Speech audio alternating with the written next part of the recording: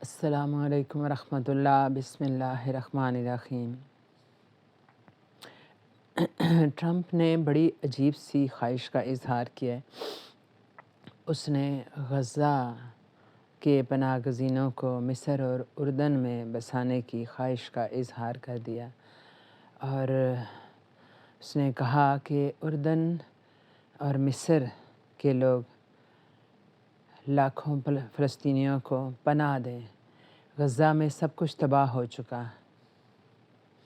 عرب ممالک کے ساتھ مل کر ایک الگ رہائشی منصوبہ چاہتے ہیں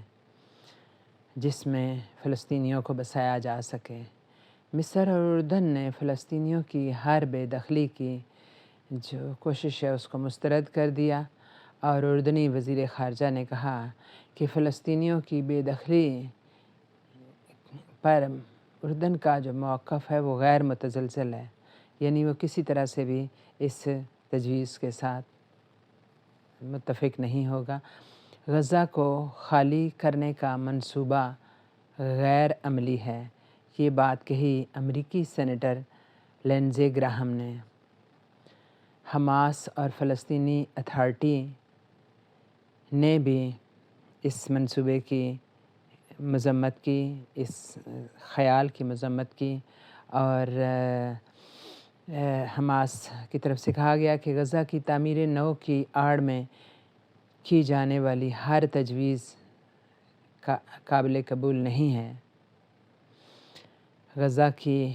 تعمیر نو کی آڑ میں کوئی تجویز قابل قبول نہیں ہے، اور ٹرمپ نے اسرائیل کو 2000 پاؤنڈ وزنی بم فراہمی کی منظوری دے دی ہے۔ اس نے یہ بات کہی کہ آج ہی یہ بم ان کو دے دیا جائے، کیونکہ اسرائیل والے بڑے عرصے سے اس کا انتظار کر رہے ہیں۔ بائیڈن انتظامیہ نے اسرائیل کو ان بموں کی فراہمی روکی تھی۔ اسرائیلی وزیر اعظم نے ٹرمپ کا شکریہ ادا کیا۔ تو ایسے موقع پہ پھر علامہ اقبال یاد آتے ہیں، جو وہ کہتے تھے کہ نہ سمجھو گے تو مٹ جاؤ گے اے ہندوستان والو، تمہاری داستاں تک بھی نہ ہوگی داستانوں میں۔ اور وہ کہتے تھے کہ مسلماں کو مسلماں کر دیا طوفان مغرب نے۔ تھوڑے دن پہلے جب اسرائیل اور فلسطین کے درمیان ایک معاہدہ طے پایا تھا، جس میں انہوں نے کہا تھا کہ دونوں ممالک اپنے اپنے جو جنگی قیدی ہیں، ایک دوسرے کے جو یرغمال بنائے ہوئے لوگ ہیں، وہ ایک دوسرے کو واپس دیں گے، اور یہ فیز چلا ہے، اور اس میں انہوں نے ایک دوسرے کو اپنے قیدی دیے۔ اور اس کے بعد یہ فیز تھا کہ فلسطینی جو ہیں وہ اپنے گھروں کو جائیں گے۔ تو یہ 19 جنوری سے ہی یہ سلسلہ شروع ہو گیا تھا، اور جب فلسطینی کچھ کہتے ہیں گروپ گئے بھی ہیں، وہاں تصویریں آئیں تو انہوں نے دیکھا جی ملبے کے ڈھیر پڑے ہوئے ہیں وہاں، تو وہ پریشان ہو گئے کہ یعنی ان کو بلایا تو گیا، اور یہ خبریں بھی آئی تھی کہ کچھ خیمے ان کے لیے بنائے جائیں گے، کچھ ان کے لیے گھر بنائے جائیں گے، اور اس میں کوئی ممالک کو شریک ہونے کا کہا گیا تھا۔ لیکن اب یک لخت اس طرح کی خبر جو ہے بڑی ہی تشویشناک ہے، اور اس میں یہی سمجھ آتی ہے کہ یعنی 2.5 ارب ہیں تو صحیح مسلمان، لیکن اتنے جو ہے نا چھوٹے ملک ہے اسرائیل، تو اس کا مقابلہ نہیں کر سکتے، کیونکہ اس کے پیچھے ایک سپر پاور ہے، اور سپر پاور بھی کچھ نہیں کر سکتی اگر مسلمان متحد ہوں۔ لیکن اصل مسئلہ یہی ہے کہ مسلمان آپس میں متحد نہیں ہوتے، اور یہی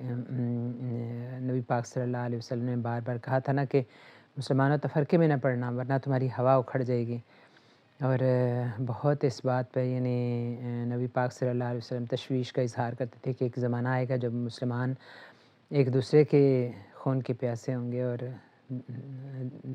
دشمن ان پہ بھاری پڑ جائیں گے۔ اور لیکن اس کے ساتھ ساتھ یہ بھی ہے کہ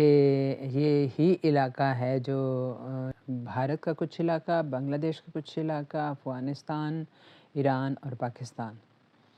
یہ جو سارا ایریا ہے اس کو خراسان کا نام دیا گیا ہے حدیث میں، اور اس میں بتایا گیا ہے کہ اس علاقے سے ہی بیداری کی لہر اٹھے گی، اور یہاں سے لشکر یہ سب کچھ فتح کرتا ہوا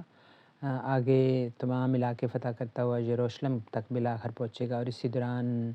امام مہدی بھی آئیں گے، دوبارہ سے حضرت عیسیٰ بھی یعنی اتریں گے اور امام مہدی کے لشکر کے ساتھ شامل ہو جائیں گے، اور یہ لشکر جو ہے وہ یروشلم کو فتح کرے گا۔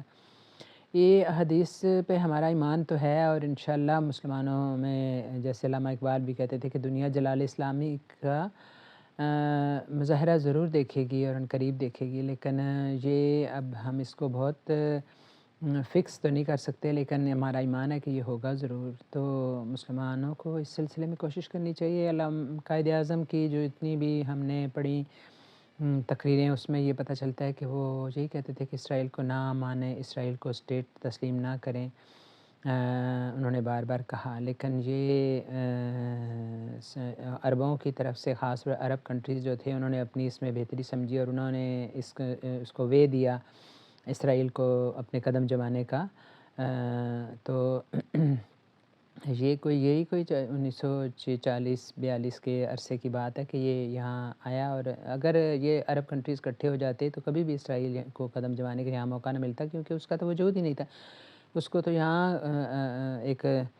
اس کو پلانٹ کیا گیا، اس کو لانچ کیا گیا امریکہ اور اس طرح کی طاقتوں کی طرف سے، خاص طور پر امریکہ کی طرف سے۔ تو اگر یہ اکٹھے ہو جاتے تو ایسا نہ ہو سکتا، لیکن وہی علامہ اقبال نے بھی یہ کہا تھا کہ عربوں کی فہم و فراست پہ جو ہے کبھی بھروسہ نہ کریں، یعنی انہی کی ناقبت اندیشی اور اپنی جو ہے نا غلط سوچوں کی وجہ سے ان کے اوپر یہ مسلط ہو گیا، اور آج سوچیں کہ مصر، اردن کو کہا جا رہا ہے کہ آپ ان فلسطینیوں کو اپنے علاقے میں آباد کریں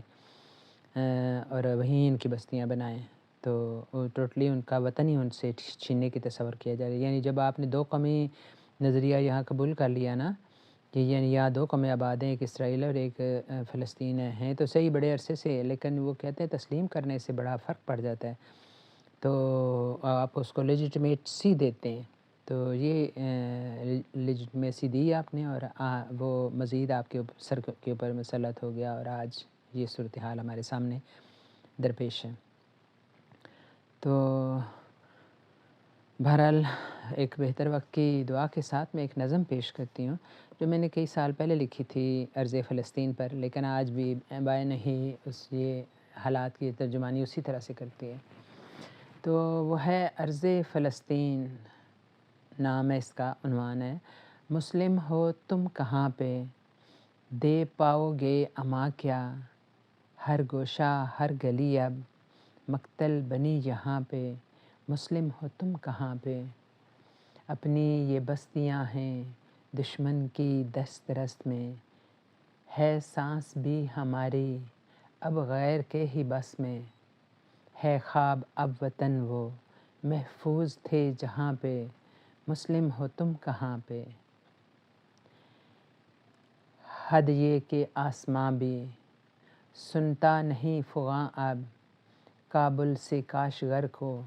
کہتے تھے گلستاں جو، لیتے تھے درد دل پہ،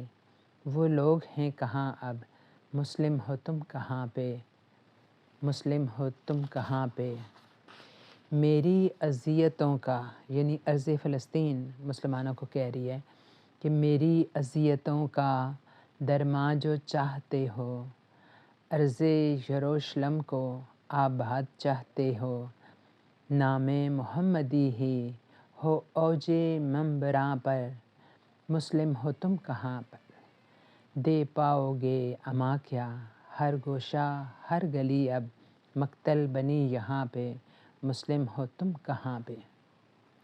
اللہ ہمارا حامی و ناصر ہو تمام مسلمانوں کا، تمام انسانوں کا، اور یہ دنیا امن کا گہوارہ بنے، ہر کسی کو اس کے حقوق ملے۔